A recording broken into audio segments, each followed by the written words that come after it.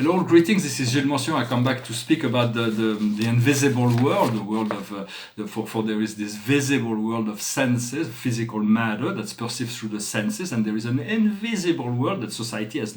We don't even recognize it. Yet thoughts, mental activity is a real thing, but we do not see it, and therefore we consider it does not exist. Or emotions are real, they're not considered in science.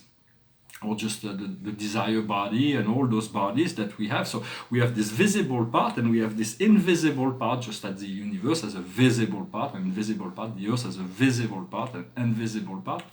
And in a sense, we need to focus on the energy of love and light. And love and light is really what will bridge us from this world of senses, that is the world of senses, that is the third dimension that the ego personality perceive as real.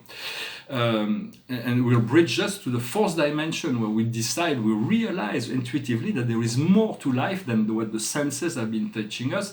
There was a philosopher named Descartes who was a philosopher of the doubts. He doubted everything except for the existence of God. Everything else was in doubt. But when he spoke about his senses, his sensory perception, he realized that the senses are liars. They don't always tell the truth. So how can you trust someone that does not tell the truth? If your senses can be confused or give you a wrong impression. So that brings back to the philosophy of Kant, Immanuel Kant. In his first Critique, he explains everything is given through the intuition that projected into the brain, and the brain makes it real in the relative reality of our life.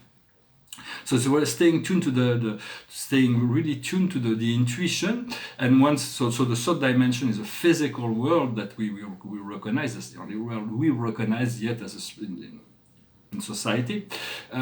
And then once we move into fourth dimension, we realize there is more to it than the world of senses, and so we're starting researching. And once we reach the fifth dimension, we found which we searched, and from there we'll have all the answers for this energy of love and light. Will be completely different once we reach the fifth dimension. So it's an energy to take us from the third to the fourth dimension into this realm, this more magical realm of dream and spirit, which will lead us to our empowerment in the fifth dimension. I'm going to speak about briefly about the new moon in Pisces also. Just wanted to say hello, to make a short video. I have a few things to do, but I thought I squeeze in a few videos. For the highest wisdom for us today is karma. It's about understanding the law of karma. It's transcended by the law of unconditional love. If we practice unconditional love towards ourselves and others, which is love without the critical mind, the ability to love, then we eliminate karma, we transmute karma. So there's so much that is being transmuted right now. And so we want to be free. For what we need to understand is the effort. What kind of effort do we need to apply on ourselves in order to find that freedom and liberate ourselves from the old cycle? What we need to do is the higher self. We need to utilize the essence of our inner being. Our inner being is our soul. It is intimately connected to our Creator, to the God of all creation. And so once we find the divine soul, the eternal part of us, it is like we found God. And so it is really our inner being is always aligned and always have different view than what we may perceive in our mental analytical process. So it's about tuning into this intelligence of the soul.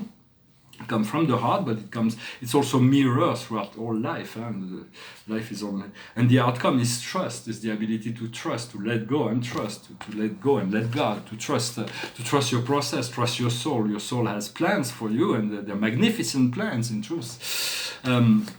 So there is this new moon in Pisces that is arriving on the 24th. For it will be, if there is one recommendation during that time, is to drink a lot of water, bathe in water, connect to water, bless the water within yourself, because water once it's elevated, the emotional body will be purified, and for the water holds memory. All the water can be elevated or degraded. So it's about elevating this water within ourselves, our emotional body. For there is the moon and Neptune and Mercury and the sun that will be meeting in Pisces for this moon. And so it is very, very potent and powerful. There's this gathering of energy, even though Mercury will probably be retrograde by then. And then in Capricorn, so this is all about the world of dream, of possibility, of removing all limited process. For Neptune is the one that brings the addiction, but it's also the one that removes it. And then on Capricorn, where it's like business and structure and society, we have Pluto, we have Saturn and Jupiter, and Mars is going to enter in the picture. Mars is our willpower, so Mars wants to put order into all that, because Pluto holds the form, the three-dimensional forms, one of the most important planet in the solar system, no matter what the contemporary scientists may say. It's the first one that received the light from the galactic center, and then it creates all the form and maintains all the forms throughout all the solar systems. And Saturn holds the timeline, the responsibility, the duty, and so those are great teachers. And then Chiron, which is in Aries, I think. Chiron is intimately connected to Saturn, because when Saturn shows us a wound, Chiron finds a way to heal it, and then Jupiter creates this expansion, and Mars will kind of force this because there is in Capricorn there's all this reality energy, this physical energy, and in Pisces there is all this mystical energy, and and then there is Uranus in that's also pushing the limits of things, and so there is the great dynamism during this moon. And so I'm going to sing a song. The paintings behind me, this is a portrait of Mother Sophia. It's kind of a cubist painting. Just I kept it framed. I think it's kind of interesting. It's an interesting piece. I like to frame it better, but there's a lot of very beautiful detail, and it reminds us of to connect to this divine feminine, to the divinity of the great spirit, the great Mother that is Sophia, and also she connects us to Mother Earth. We could not exist in this physical life without the presence of Mother Earth. The physical matter and the light of the sun above, those are really what keeps and so we have the mind to try to reconcile both, but so in a sense we belong here for a time. We chose to, so we want to understand those energy in order to tune in to the frequency of life, in order to, as we elevate ourselves, we elevate the whole systems of energy that we are part of as well. So it is much more important to stay in joy no matter what happens in the world, to stay focused on neutrality or positivity than plunging with the chaos that will be coming as well. So it's about staying serene and remaining serene as much as possible. And this is a spiral. It's about the 10 major planets of the solar system. It's from 2008, like this painting. I'm going to have to frame it. I'm going to sing this song. It went through my head. It's maybe a sign that finally I'm going to be able to move forward with my life. I feel like Napoleon Bonaparte when he was exiled in Sainte Hélène. There was not much to do except writing your biography. There's no one and nothing for it's not. I'm not in a desert or in a faraway island, but I don't feel I do need to return to the city where there'll be when there's much more cultural possibilities and collectors and so on. So it is really my point and my purpose, my objective, as well as publishing my book very soon.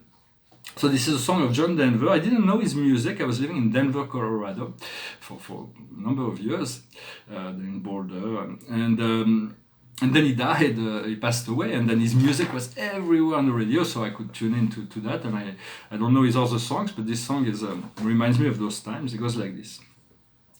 All my bags are packed, I'm ready to go.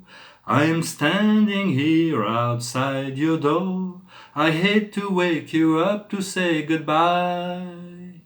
But the dawn is breaking, it's early morning, the taxi's waiting, he's blowing his horn. I'm already so lonesome I could cry. So kiss me and smile for me, tell me that you'll wait for me, hold me like you'll never let me go.